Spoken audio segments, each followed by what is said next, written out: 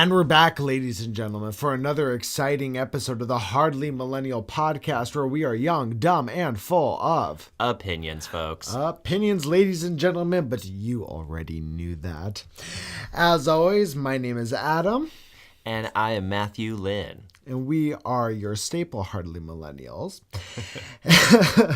And today, well, first I just want to say, Matthew informed me today that we reached 1,000 views in total. Yeah, on the man. YouTube channel. It was a big day for us. The channel as a whole got its 1,000th view That's very awesome. early this morning. Thank you so much, guys, for helping to support us, get us to that point. And we found out an hour ago, got another subscriber, too. We sure did. We're well on our way to 50 here. You guys are great. So, that 39th subscriber, we love you. Thank you. Thank you. So we actually have a pretty fun topic to talk about today, one that I'm sure will be very opinionated on because it's very integrated into our own lives. Oh, what is it? And that is technology and the future of. So what the future of technology? The future of technology, what that's going to bring dude. for us. Oh, we only have an hour? We only have an hour. Oh, Jesus. There's a lot to take in. Oh, that'll be fun. Okay, cool. To start, one thing I'll bring up is, so before we were podcasting today, we were watching a Let's Play of Zelda the Majora's Mask. Yeah, it's a great game. But we were watching we were watching Game Grumps. That's who we were watching. I don't know why I'm not mentioning them. I mean, they're we were watching watching us, Game Grumps. right? Of course they are. Duh.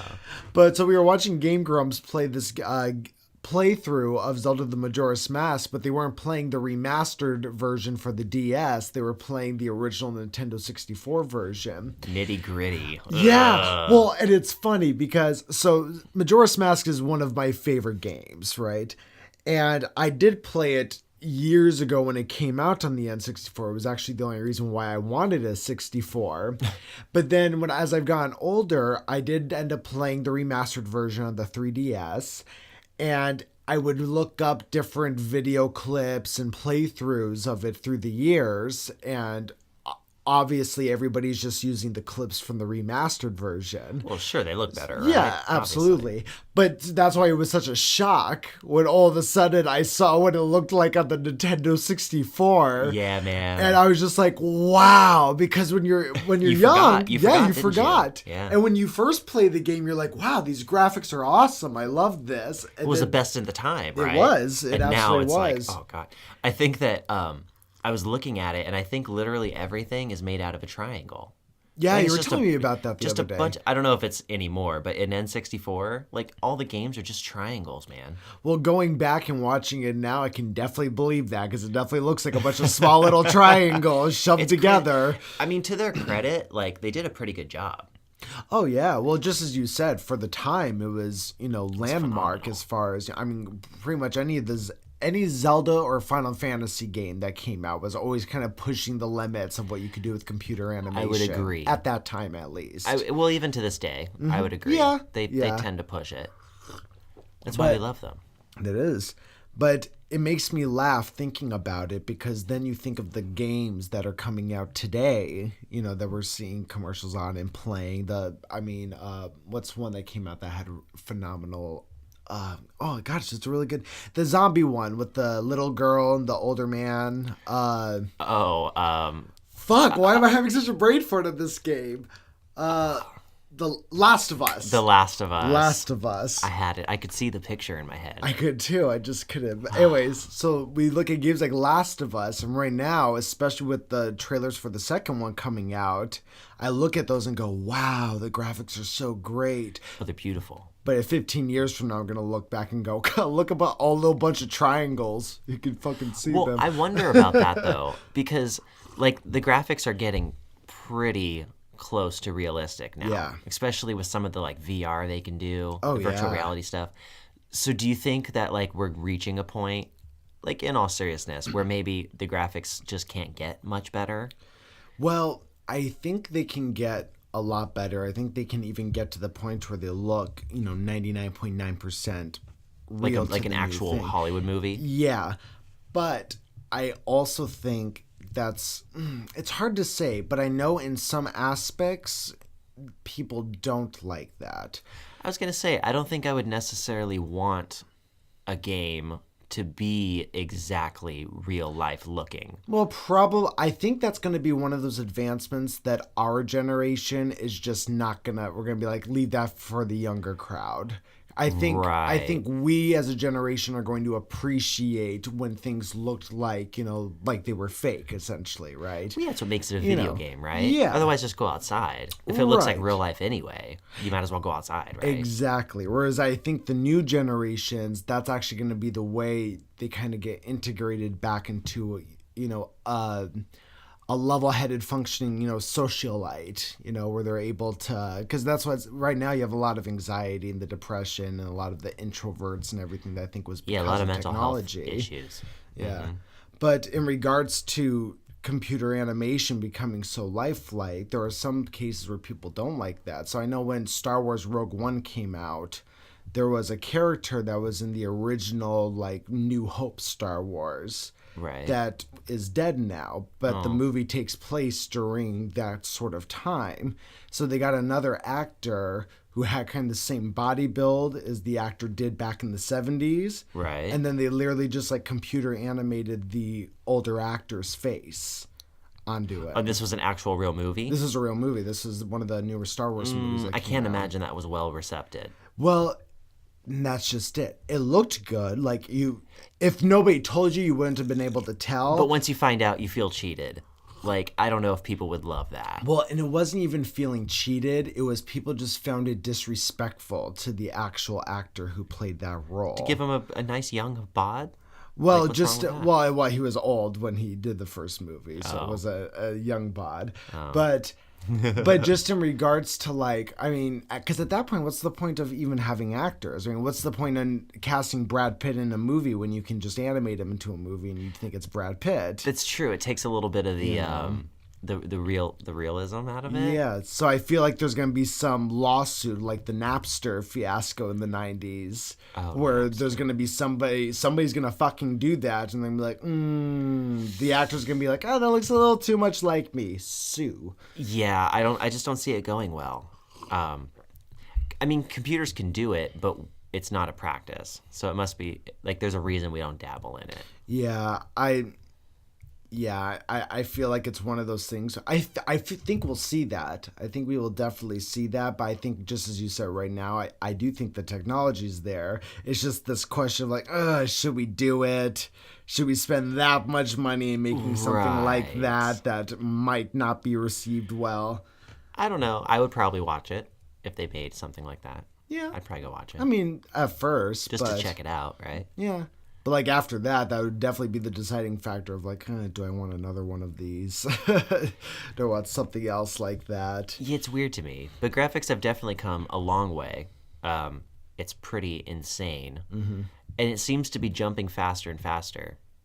Yeah. The technology is just so advanced now. It's like, I mean, hell, you get a phone or a computer and it's outdated in a few months. Yeah, and it's not just like they make a new model with different buttons. Like, it's literally a faster, better phone every 6 months. Mm-hmm. So I know I used to never care at all about the video camera or the camera in general on my phone. Mm-hmm. I never took any pictures or anything. Now, obviously, I shoot quite a lot of footage. Right. A lot of vlogging stuff, a lot of just pictures for social media and whatnot. And the cameras, man, like mine is pretty good. Mm-hmm. But if you just look the difference between mine and your phone, which are only like 2 years apart. Yeah, if that. It's night and day. Yeah. Your phone looks like real life. It almost, with a little bit of adjusting, you can make it look almost better than real life. Oh, you can yeah. like pull out details that your naked eye wouldn't see. Well, hell, my phone I know has the ability to shoot in 4K.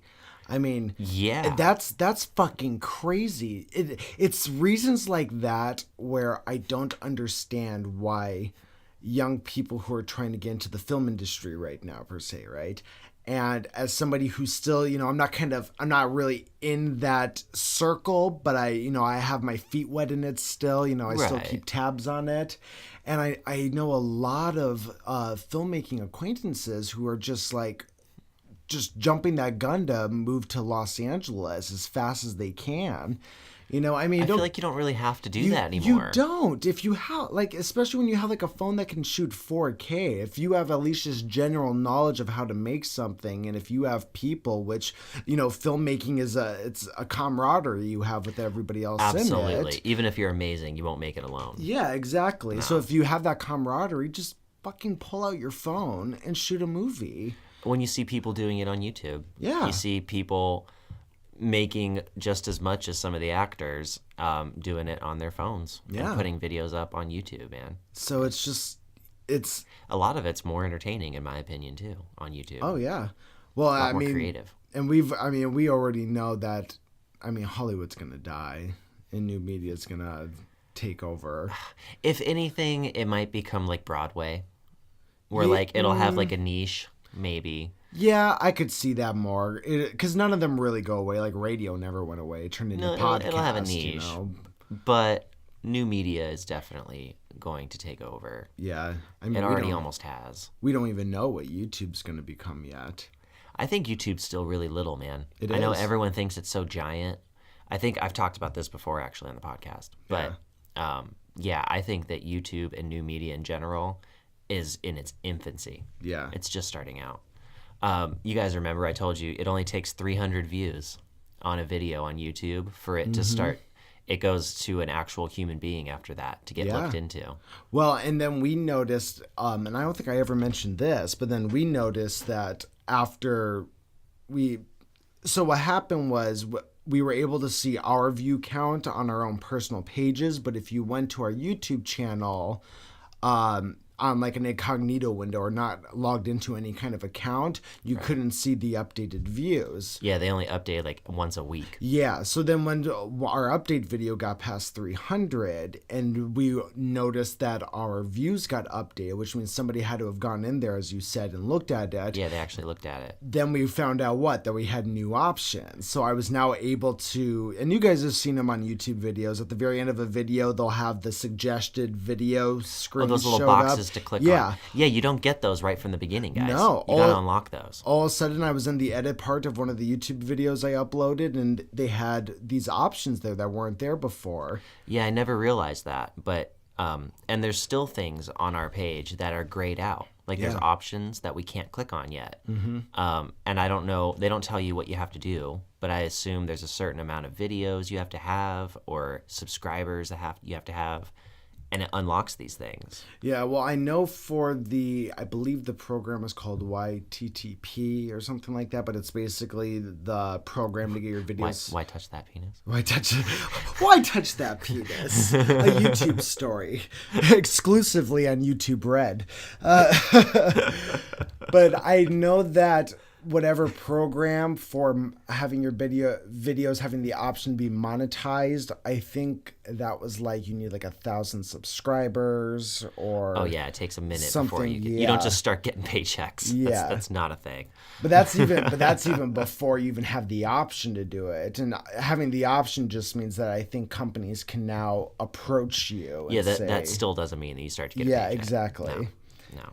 But yeah, so I had no idea that there were steps in YouTube. But as far as the evolution of YouTube also, you know, we and any other YouTuber out there knows about the YouTube Studio, right? Oh yeah, it's super cool. Yeah, but it always has a parentheses beta, so I'm always really curious, and that's been beta for a while too. YouTube Studio, guys, is where you go when you're a creator. Mm-hmm. So when you have content on a channel on YouTube, you don't actually go and like look up each video and click on it. You go to this app that's called the YouTube Studio, and it keeps track of all your stats and all your videos, and it's really cool actually. Yeah, I think they even have some kind of editing thing in there, but I haven't used it yet. But some kind of editing software. I don't know how good it is. But since it is in beta, I'm just really curious about what more they want to add to it or what they want to do. If they're gonna maybe, you know, let their algorithm out of the bag a little bit more as far as I don't think they'll do that. They're in a little bit of a pickle right now with their algorithm. Are they? Well, with their search algorithm, yeah. Oh, do you want to talk about that? You were telling me about that yesterday. Well, I mean, I don't know. We should probably stick to just the technology thing. I guess we'll just hit it real quick here because we brought it up.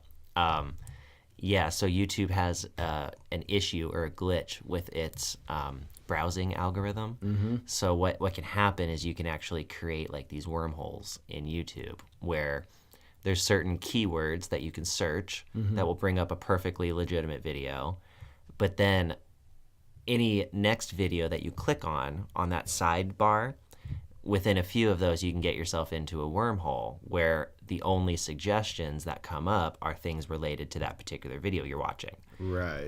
And a very, very big one right now going on is one that has to do with exploiting children on YouTube.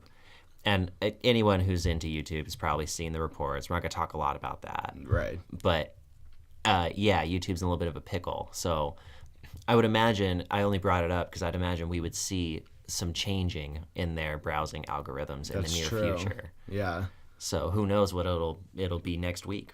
I don't know. Like you said, YouTube is still very small. It still has a lot of evolution to go. And I think there's going to be a lot more of those little instances, too, where there's people who find glitches to use for their own, what sinister there's means. Genius people. Oh, yeah. Yeah, and sometimes they don't use their powers for good, man. Nope.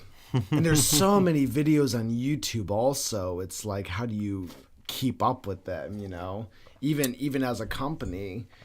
On the subject of technology, though, one thing that I'm pretty interested in when it comes to technology advancing is, so AI is starting to get a lot better. And I don't fear AI or anything. I don't think it's an issue. But what I do find fascinating is there are a lot more cases now of people who are developing emotions towards AI. Like people who are claiming that they're falling in love with like artificial intelligent girlfriends and boyfriends. Oh, I've heard a couple of those cases, yeah. Dude, they're a little cringy, okay, because it's different, all right? But it's fascinating. And I think that the people who practice those things still deserve respect, and you should put yourself in their shoes for a minute and try to look at it from their perspective.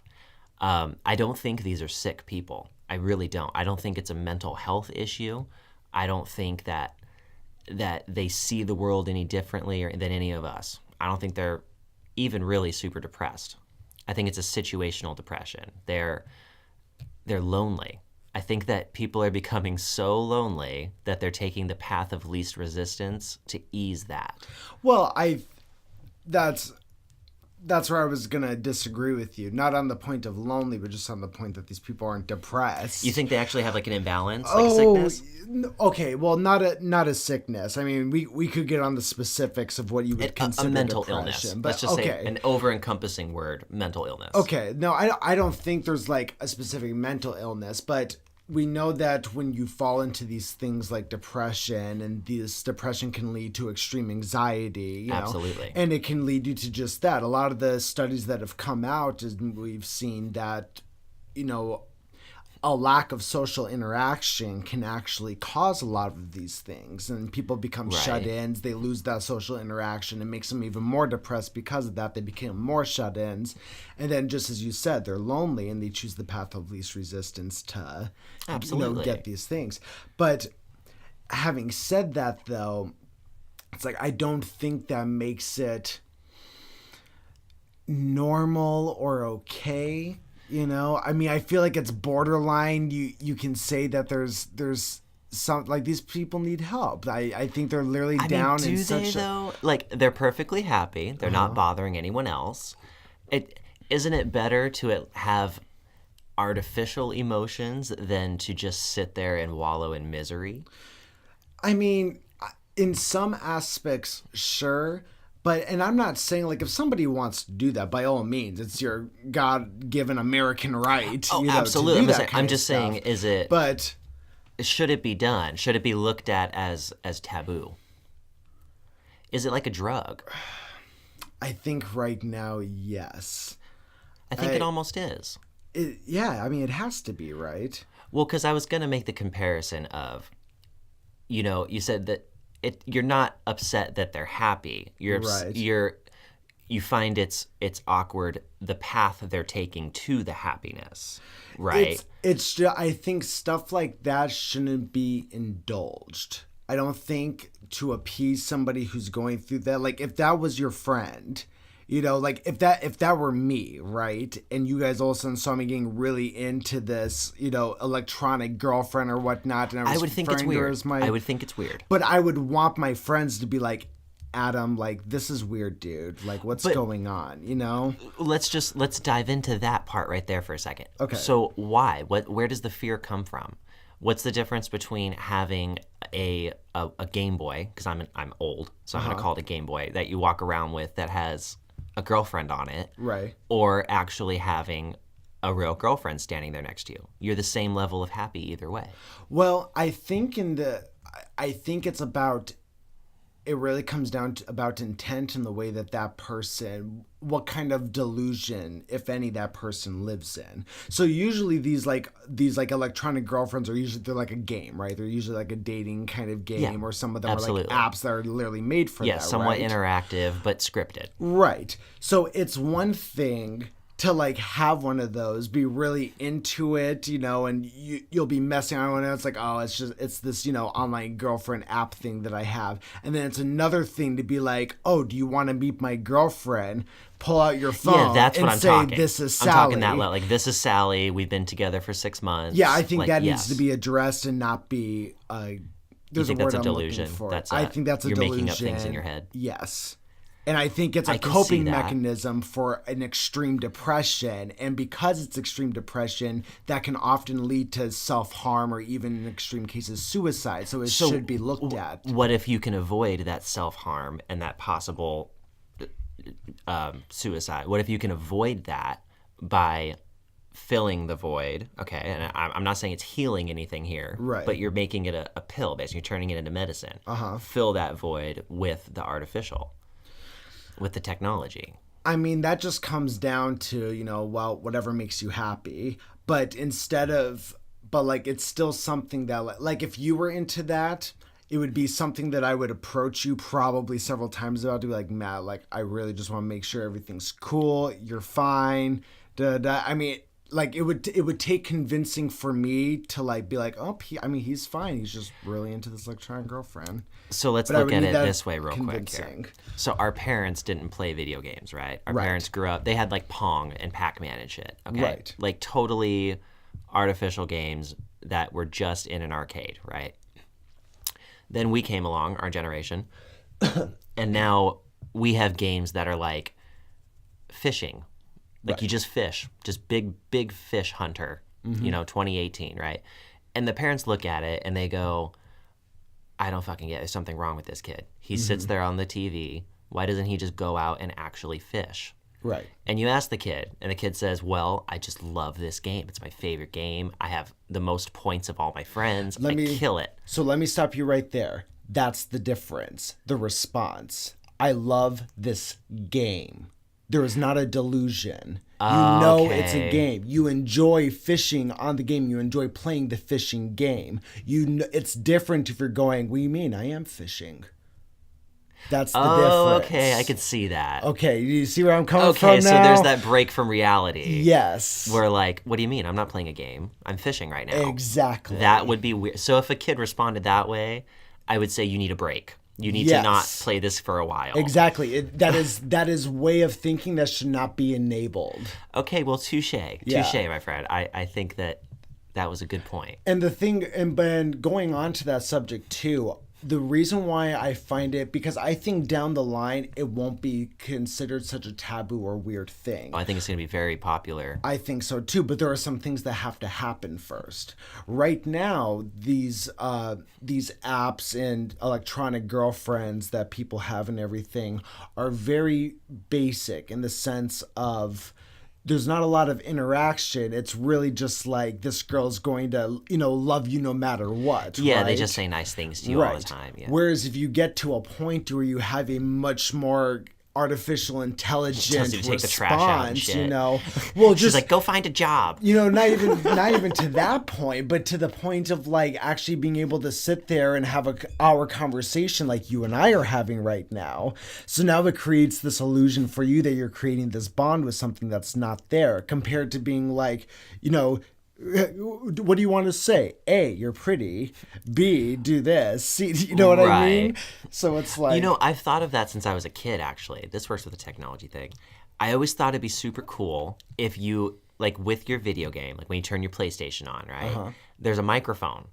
And when you respond to characters in chat, I think it'd be super dope. And I thought this since I was like 6 years old, dude, that you talk into the microphone and that is your response.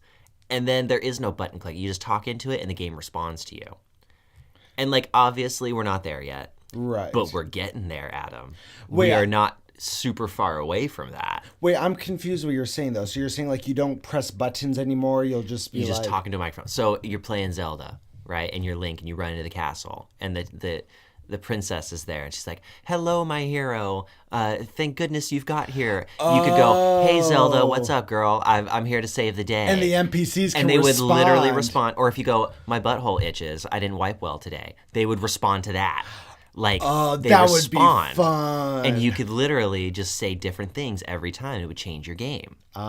See, that's what we use AI for. Well, whoever invents that, you owe me like 10 cents every time you sell a copy. Because I thought of it when I was like 6. Oh, that would be... I'd have so much fun with that. The amount of processing power would be astronomical. Oh, no There's kidding. No way. But damn, dude, the fucking Let's Players it would be intense, would have a field day. It would, and it would start with small games, right? Like even if you were just in a room with like one NPC that you could interact with that way, people would buy that shit for $60. Yes, dude. absolutely. They would buy it. Well, and it makes you wonder. Because I agree with you. I think we're going to get to that point because what we're seeing... God, I hope so. I've been waiting 20 years. Yeah, well, I mean, what we're seeing more of now is interactive movies and video games that are set up like movies, that is. Right. I mean, you had Netflix's Bandersnatch. That was like the first... Bandersnatch was great. It was. I bet everyone listening to this has watched Bandersnatch. Oh, fuck yeah, they have. And you know Black Mirror is already working on their second one because of the Well, I think it was a huge hit. Yeah, they're working on another one. So I bet you'll have to pay for the next one, though. That's my theory. So? Yeah, my theory is the next one's going to be like $2.99, and then they're going to go, and it's going to get to like $20. Is going to be a typical price to watch an interactive movie, and that'll be the thing, right? So Netflix will be free. Yeah, well, because you literally get it's the same reason why I'm able to kind of justify why games are $60 plus, right? Well, because they're 200 hours of entertainment. Exactly. So it's less than $1 an hour. You don't get that value anywhere else in life. Right. I mean, so I think you're going to see more of those. I think specifically, movies are going to try it. I don't think movies are going to... Like movie theater movies?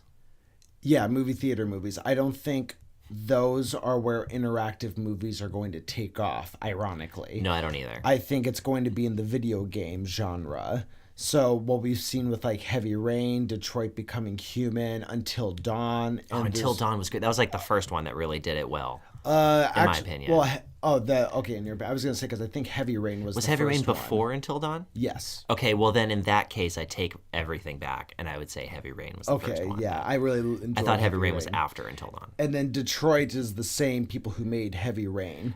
Didn't love Detroit.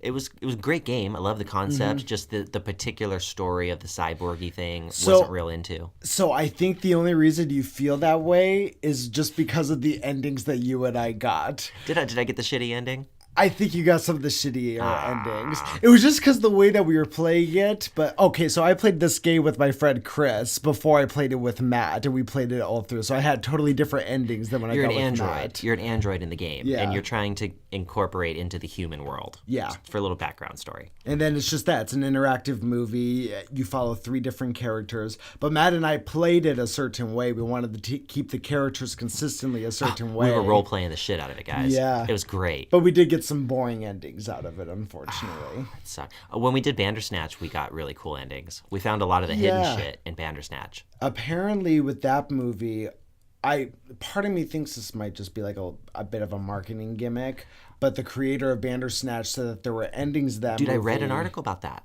You're right. Were you the one who told me that? About Yeah. there's like endings he's not even been able to get to yet. He forgot how to get to them. He says there's so many Easter eggs in it that he forgot how to get to some of them. He's like, they're there, and he can explain them to you and what they are. He's like, I don't remember how to get to it. Yeah, you literally have to just watch. Because the movie's interesting. The way it's done is it loops around. So you can replay. It's done in segments. Yeah. And you can replay the segments over and over. And you can play them at different times. Right. So it is a linear story, but the way the pieces line up aren't always exactly the same. Right. So through those loops, you can actually play things a certain amount of times or click an option so many times that it will change the option the next time you do it. So it's this like, you'd have to sit there for hours and hours and hours and try trial and error to find all the Easter eggs. See, those are those games like Detroit didn't even Bandersnatch. It's like, I'll play those again, but I have to now wait a little bit for it to seem like it's new again, when I play it, because there's such long interactive. Well, Bandersnatch isn't that long, but... do you care a lot about replayability in a game, like being able to go back and get a different story the second time? Not so much along those lines.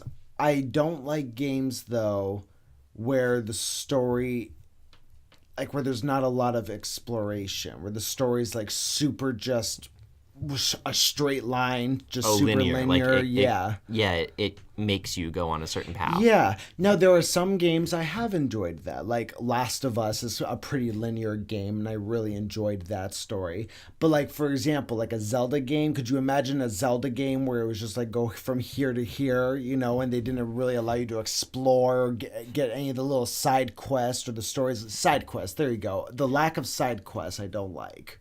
I like being able to go back and being able to, I know there's a secret boss here. Or like in the Kingdom Hearts games, you can fight Sephiroth, but it's not part of the actual story. It's just a separate thing you can do. See, I would rather have a really solid story that you just played through once rather than a story that can change each time. Like, if I choose these options, I'll get a different ending. Yeah. Only because, and I think most people disagree with me. I think most people say replay value is extremely important to them. Like, I want to play this game 100 times over and over.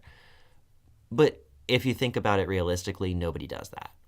If at most a fanatic will play the game 2 to 3 times and then be like, okay, I'm done with this forever. Like, it's over now. So who really cares if there's 17 ways to beat the game? I just want one super duper badass way to play it, and then I'm never going to play it again. Well, and what you would really have to do to really make interactive games and movies take off is... So what have we seen so far, right? So with all the games and the Bandersnatch that's out, you're constantly having to watch these same scenes over and over and over. Yeah, that got a little bit repetitive. And that's throughout the entire thing. Yeah, you might be able to, you'll get the same 10-minute clip and you'll be able to make the last 3 minutes of it different than it was before. Right. But you still have to get through that 10 minutes to get to that point. So the only way for interactive movies, I feel, to really take off is you have to make a lot more content. Make it to where, like, you'll have the first scene and then it can branch off into 7 different things. And then those 7 different things can branch off into different things. So if you make it to where every single time somebody has to go back and watch it, where it's constantly new content for them to find and discover... without little to no and I think replay. it will get closer to that. Yeah. It just takes time. That's just more intensive to make. Well, and that's just it. Coming up with a story and having to create that web of the different ways the story could go and have it still make sense. Like that gets super It gets convoluted. intricate. Well, it drove the dude in Bandersnatch insane. Yeah, exactly. That was literally the entire plot line of that movie. But you're right, though. But we have to get to a point like that first. It's going to make people don't want to go back and play it. Because, like, Heavy Rain, I probably played twice. Bandersnatch 2 or 3 times, maybe 4 times, but always with different people. Yeah, I was going to say, I think we watched that like 4 times. Yeah. That was a pretty good one. But, and then even Detroit, it's like, I mean, especially the games, you're talking about 12 to 16 hours of, gameplay. I think I played that game like twice. I played through it Detroit. twice. Yeah. Yeah, I think I've played like 2 or 3 times, but that's it. That's it. I'll never play it again. And yeah, and I know I haven't gotten all the endings, and there's parts I haven't seen, but just that I don't want to go through 15 minutes just as the last 3 minutes are different. I also think that video games in general are starting to get a little bit too long.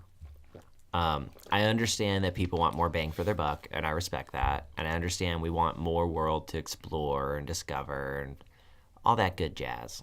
I get it, and I agree. But I have a hard time keeping interest in the same game for 200 hours. Right. Even a Let's Play. I'll watch some of these videos, man. I used to look for ones that were like 100 videos, right? Like half an hour each. Like, fuck yeah, there's like 50 hours of content here. And I make it to like 20, 30 hours in, and I'd be like, dude, I'm struggling. And it's like just starting to get cool. You know what I mean? Because you have to get through all the bullshit and the tutorials and this and that. I wish that they would go back to just a little bit shorter, more intense games. Well, I don't think what they should do is necessarily make the linear story part of it longer. I think that one should stay shorter.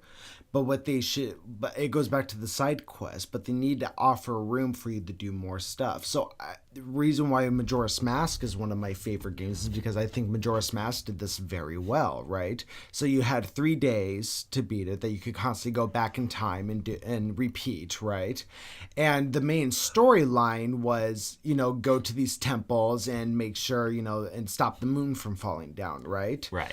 So, but there was also the side quest of can you collect all the masks? Yeah, I think there was like 50 of them. Yeah. There's a lot. But some of the masks, it would take the full 3 days of the game. Like you just dedicate yourself to getting, and then you have to because rewind something will it. happen this day, then something separate will happen this day that affects the 3rd day, and then you get the mask at the end and rewind But time. still, think about it. If that game was put out today, there would be 2,000 masks. And it would take you 200 hours to get them. You could play Majora's Mask, get all 50 in 3 days if you played all so day you're long. not so you're not just referring to the story, you're referring to all of it as a whole. The just whole too game is much. just beginning to be a little bit too much.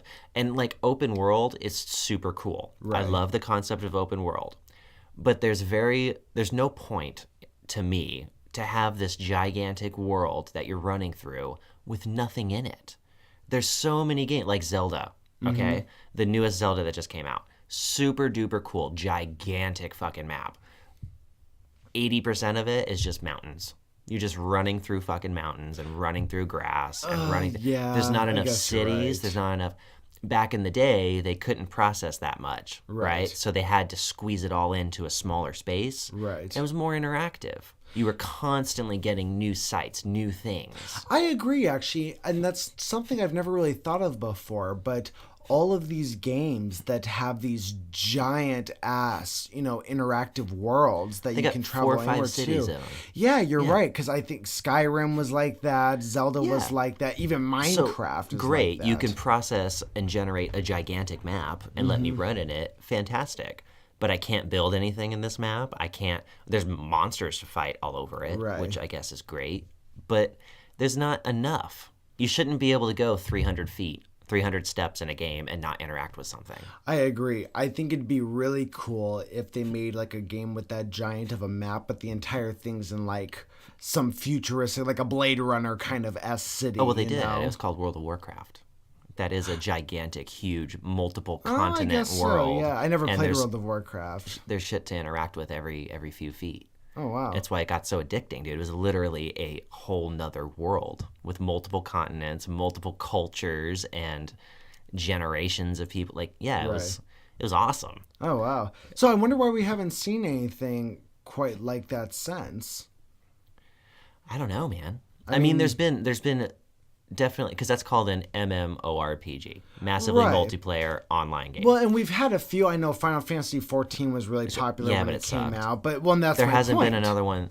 There was a Star Wars: The Old Republic, and that one got a little bit of momentum, but it wasn't kept up very well. Yeah.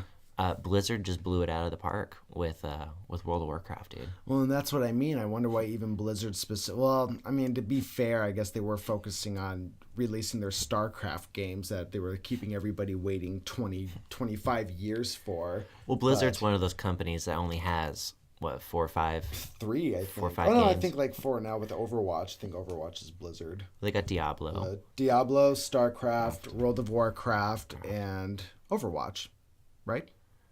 Is there another one I'm not thinking of? Oh, the internet's going to kill us for this. Yeah, there's another one you're not thinking of, but I can't remember it. I don't know. League of Legends isn't them, right? No, it's another big name. Listen, I'm not going to sit here and dwell on it all day, but there's another one, and everyone out there is screaming at us right now. Somebody just tell us what it is. But they kind of stick to those games. That's true. They just expand on those. But they haven't really Well, except released... Diablo 3. That game sucked. That was Did it? literally just Diablo 2 put out again with a little bit better graphics. It was garbage. I never played any of the Diablo games, but Sucked. I mean, I heard good things about the older ones. Diablo 2 is fantastic. Why do you think has Blizzard done anything new with World of Warcraft? Like, have they added any new expansions or stuff? Oh, absolutely. really? It's still going. Yeah. I just feel like I always heard about the new expansions coming out, and then all of a sudden it just I don't think it's as popular out. as it was. I think it's still the top online multiplayer game, like massively multiplayer online game. But so I was really big into World of Warcraft. I played it for years, Right.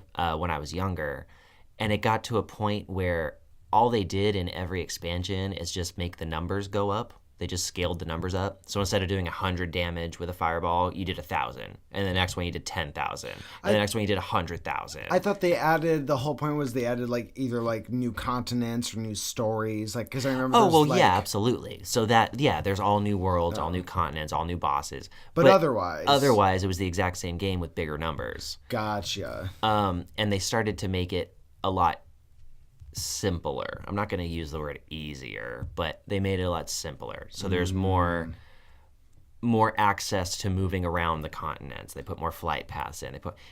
The game was a lot more intensive, a lot more difficult in the beginning. Now it's to accommodate all ages. Oh, I see. Took a lot of the strategy and the grind out of the game, which some people really like, and other people like me did not like. I like when you have to kind of work for it. Right. So I stopped playing. I wonder when we'll see another game like World of Warcraft or something that's... Oh, dude, I don't know if you will. The next one will be like a virtual reality one. Yeah, I really don't think virtual reality is going to take off like people I know you think don't, it but I is. really think you're wrong. I think augmented... I know you do, I know, but I think augmented reality is going to be what Listen, does here's the it. issue with augmented reality. It is cooler. You're right. It's cooler to put things in the real world than it is to escape into a fake world. Right. But you have to keep up with the technology, with the computers. They can't process that. They can't put things into our world as easily as they can just make up fake worlds. So there's going to be the whole life cycle of VR before you have augment. Well, I believe that VR is going to have a life cycle 100%. I don't think VR is just going to go by the wayside at all. I don't think that life cycle's even started yet. Well, it's just begun. And I have to disagree with you on as far as how well augmented reality actually works. I've seen multiple videos. Now, mind you, these are videos I've seen. I haven't actually tried any of these out. So, and you obviously know there's maybe anything one can be computer in the done. world that's able to do it. Right. But I will say that the videos that I did see about, because one of the things specifically they were showing, I think this was a TED Talk, was so they had somebody who had this thing they put on to see augmented reality that looked like basically just regular glasses, right? It wasn't anything crazy. Right. And then they had just the regular camera that was filming the TED Talk, and they basically put this, it looked like this giant filter thing they put over the camera lens so that you could see whatever the person with the glasses on could see. Okay. And then there was somebody else on stage who also had these glasses. And they had a table in front of them on stage, and they were showing that you can make games show up in front of you and interact with them without needing a TV. So he had the glasses on, the camera could see what they would see, and in this table all of a sudden World of Minecraft just like popped up. World of Minecraft. That sounds fucking incredible. It's the greatest game ever. Well, it was already a I'm built. with you. I'm fucking with you. Yeah, I know, but it was already this built up world of Minecraft, and he was able to go into there and like expand out, like get close up on his little character in Minecraft, but it stayed in the perimeter of That this is table. amazingly cool. That's super fucking cool. Right. But only his machine on that stage can do it. Well, right now, sure, but I think that once VR, they got that shit at the mall, dude. You can go to the mall right now. I'll take you there after the podcast, and we can do some VR. Yeah, I know. You can have it at your house, dude. Yeah, but you can play Resident Evil in it. Well, and I know there's already VR out, but I think what's going to happen is just as VR is like going to start, as you said, like its life cycle. You think it's just gonna miss it? Somebody's gonna be like, "So, figured out AR." And we're just gonna jump. Yeah, we're just gonna jump straight to AR. You know, there is a legitimate argue for that, honestly, because technology is moving so fast now, dude. Yeah. That, you know, I guess as long as the hardware can keep up, which I'm sure it can, then you might be right. We might just miss the VR train altogether. Yeah. Well, and that's what I think will happen. Plus, I've played with VRs a lot, dude. And But they're janky as fuck. They are janky as fuck. You can only keep it on your head for so long. Dude, the best one I've seen is, well, as far as the gameplay, you know, the best all-around rendition of it that I've seen is the newer Resident Evil that just came out. Yeah, the PlayStation 4's version, yeah. That one was literally terrifying in VR. Yeah, it I was agree. like you were actually in a house of horror. And the way they made the game, they knew it too. So they didn't really put a lot of zombies in the game. It's not your Right. typical Resident Evil. They literally made it like a Rob Zombie nightmare. Like Right. it's just a horror house. And you walk through this horror house and deal with shit. And I agree. And it was not for children. Oh yeah, I have played it, and yes, it was scary as fuck. However, when I was playing it, it was a crazy experience with the VR. But then it's like after 15, 20 minutes, like Your face gets sweaty. It starts to fog up the lenses You're right, on it. you're right. You know, and those are things that like. You would almost have to find a way to completely like integrate your like your entire equilibrium and cerebellum into like a VR system to be able to experience it comfortably. Well, you know, that's an interesting thought. On that note, Yeah. what do you think about like cyborgs, dude? Like putting technology into our body so you don't wear it. It's actually part of you. Oh, I think that shit's going. I think we're going to hit. That's going to be our next renaissance. Is that taboo though, or is that okay? I guess it depends how far you go. I think there's going to be some line that somebody crosses that's all of a sudden going to be like, too far. Really? Like, calm down. I don't think we know what that line is yet, but there's going to be a line, somebody's going to cross it, and it's going to become a big topic of discussion. I would argue just as big as like abortion is. So I completely agree with you in that I think it's going to be our next renaissance or golden age. Yeah. I think that if you come back to Earth or whatever, 100 years from now, 150, whatever the time period is, that almost everyone will have some kind of technology as part of their biological body. Right. Kind of like how if you came back from 100 years ago today, most people in the world have a cell phone. Yeah. Like there's still some places that don't, whatever, but more people But do for the than most don't. part, yeah. I think that's going to be like with cyborg technology. Yeah. Most people are going to have some kind of chip or some kind of reader or some kind of augmentation on their body that will be computerized. Well, and what I think is going to end up happening first, and this actually kind of goes back to why I think AR will take off and VR will just go by the wayside, is because the second that you find out how to make AR work well, right? AR is essentially just a lens that allows you to integrate computer programming into what you're seeing in the real Now, world. do you wear any kind of glove or anything with augmentation? Like, can you feel and interact with the objects? So you can't feel, but you can interact. And I've seen some So you with... can spin them around, you can Yes. twist them, you can move them around. And I've seen some with gloves, and I've seen some with, like, a sensor, like a third-party sensor. There's no, like, coming vibration in. or pain or anything like that involved No, yet? not yet. Okay. Not yet. Okay. I'm sure there will be. Yeah.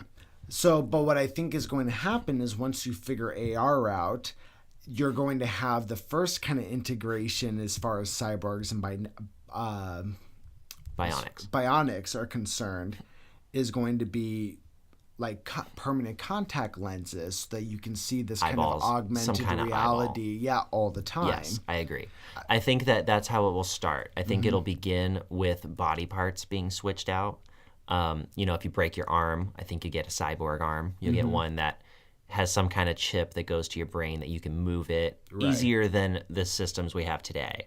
I don't think you can do it so easily with organs. That'd be kind of hard. You can do it with eyeballs, mouths, ears. Organs are definitely new, but I've seen videos of people with these new 3D printed bionic arms, and it's so weird to watch them because they're able to move it just as fluid as your regular hand. Dude, it's crazy. It's fun. And like you said, with the 3D printing, it opened up that it's not just sci-fi anymore. Like, you can actually do that kind of stuff. Yeah.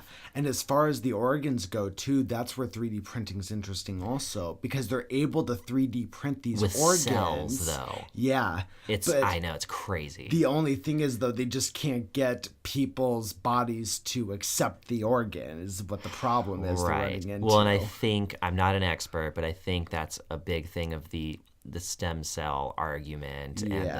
But unfortunately, stem cells only come from little bitty baby embryos.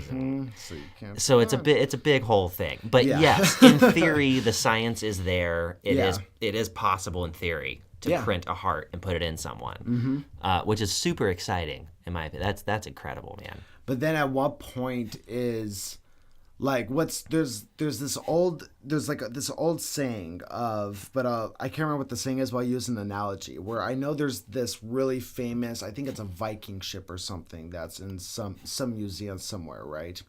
But they've said that through the years, different pieces of the wood and such have rotted to where basically the entire ship has been replaced with these new refurbished parts, right? Right. So then it begs the question when you go there, it's like, well, it was over ship? time, but is it still the old ship, or is this just some new fucking ship in this, Absolutely. So it goes the same thing with like bionics and switching out parts. That I think that's going to be the line. It's going to be one thing because plastic surgery was this line at one point. Right. It's going to be one thing to like lose your arm in the war and you get a bionic arm. What if you just don't like your arm? What You're if you just like, want a muscular arm? It's like, here's $10,000. Cut off my arm and put a machine on it instead. Give this one a drill. There will. There will be that happening. I think that's going to be the first line. You'll have that and then someone will come along and figure out how to make one that you can change the additions to it, and they'll become a billionaire from that. Yep. Oh yeah, I think it'll totally be normal. I think that whatever generation comes right before it will fear it like crazy and say that it's the end of humanity and that we're never going to make it past this, and then we'll make it past it. We'll be fine. I think that generation you're talking about will be like our kids. So our who the fuck are they? The Zs? Is that what we're up to now? Gen Z? No. Gen Z is actually, so that's the ones that are like turning 18 now, like 18. What's after Z? What's the next one? I don't know. Do you just go back to A until they're named? I Oh wonder. my God, we ran out of alphabet. Yeah. I didn't even think about that. I wonder if Gen Z will get a name, because we're technically Generation Y. They just gave us the name Millennial, just as baby boomers or Generation like W or something like that. They just gave them the name Baby Boomer. So I wonder if Gen Z is going to get a name, or if we're just going to call them Gen Z. We didn't give Gen X a name. So it's only been 26 generations? Maybe. When did we I think start? that sounds about right, though. When did we start like naming and categorizing? I don't know. I didn't come into this with any actual information, Adam. You just told me we were going to talk about technology for an hour. I thought I was good. I didn't know it was going to be real, actual talk. Oh my gosh. I didn't even realize we're at the end of the alphabet either. That's what they do with hurricanes. I don't know what we're going to do. They always go through. But yeah, so I guess ours will be... Anyway, the one right before whoever augments themselves, they'll think it's totally scary. Yeah, absolutely. They'll fear it. 100%. Just as the older generations right now fear, regular technology. Well, right now it's the artificial intelligence. Everyone's afraid of that. Yeah. It's going to take over the world. I just don't think people should fear artificial intelligence. But hey, some of the smartest minds like Elon Musk do. Famous last words, huh? I don't think anyone should fear this. 20 years later. Yeah. It's the end of the world. It's fucking the Terminator. Yeah. Oh my gosh. Oh, how funny. But yeah, I don't think AI is anything to fear. I do think, whereas like right now we've kind of, the generations have been looked at as a disconnected one because of things like social media and the way of how advanced technology has moved. But I think technology is like, you're just in like the dark ages of technology right now because nobody knows what to do with it. So everyone thinks it's super advanced right now, and I think you're right. We're super advanced for the last run of technology, but we're into a whole new run of technology now. Yes. And I use the word run because I don't know the right word. Yeah. But we're on to a new era of technology. Yeah. And we're in the infancy of that era. Yeah. Not the top of the last era. And because we're in the infancy of it, nobody knows what the fuck to do. Absolutely. You know, I mean, our parents at least were able to put some of the advice their parents gave them to use, whereas I feel like, have been able to put very little of our parents' advice to use. Oh, it's a whole different world. Because, it's a different world that we live in. That gap is much larger. But we're going to have a better idea for our kids and be like, all right, so let me tell you the shit you're coming into here. Yeah, because we're still young enough to have kept up on it. Right. Yeah, we still know about iPads and podcasting and shit. Right. Well, it's still young enough, and not just that, but because of how well how young this technology renaissance actually is, it's sticking around for a while. I honestly think that our kids' generation is going to be like a landmark generation. I really do. Being raised by millennials. I'm making a very impossible. Dissatisfied Yes. face right now. My face is like, what the fuck did you just say? I really do. Like being raised by millennials and Gen Zers. Don't get me wrong, you're gonna have your shit shows also, but I think for the most just one or part, two, just a couple. Yeah, just a couple though. It'll be interesting. I think for the most part though, like with our generation raising, because we already know like the way that our generation is defined is not quite the whole story, you know. Oh, that's why we created this whole thing. Exactly. Yeah, we're putting the real story out there. So no, I think our kids' generation is going to be a well-off one. Well, here's hoping. Here's to hoping. Well, we have reached the time. We are at our hour. That's the hour? That is the hour. Well, I feel a little bit more insightful about technology and the future. Yeah, me too. I feel like I can rest easy tonight. We actually this is one of those days where we didn't even get to all the topics. There's so much to talk about. We got to one. Those things. We scratched off one topic, folks. Oh, yeah. And there's about 12 on this paper. So if you want another technology podcast, we could give that to you. Comment down below and we'll be more than happy to. All right, guys. Thank you so much for listening today. We always appreciate it. Remember to like, comment, and subscribe to the YouTube channel. You can also find us on Instagram, Facebook, Twitter, all the social medias. We don't really use Twitter that much, but one day we will. So follow us on it. But we love the gram, so definitely follow us on that one. We really appreciate you guys listening, and here we are on day 15. And don't forget those sweet, succulent subscriptions, guys. Give us some of those subbies. Just a little bit of subby, you know? We appreciate you guys. Thanks so much for listening. Thank you, guys. Love We'll see you on the next one. Bye-bye.